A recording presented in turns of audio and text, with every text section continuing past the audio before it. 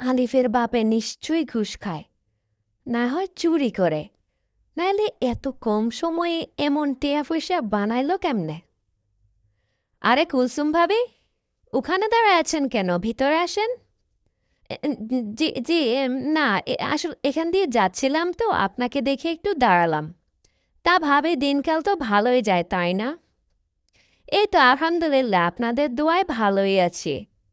হ, আমি তো সব নামাজে আপনার গল্লায় দোয়া করি, আল্লাহ সব সময় আপনাদেরকে বালা রাখুক। তা ভাবি এখন আমি যাই, আমি আবার একটু আমেনার মাগো বাদ যামো, একটু কাম আসিল। এই বলে কুলসুম ভাবি বিদায় নিল।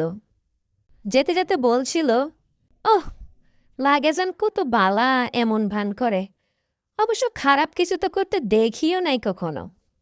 আলিফের মায় সব সময় আমগো চলে, কিন্তু হঠাৎ এত সুন্দর গাড়ি বাড়ি করে ফেলছে, সৎ পথে থাইকা তো এমন সম্ভব না, নিশ্চয়ই খারাপ কিছু করে।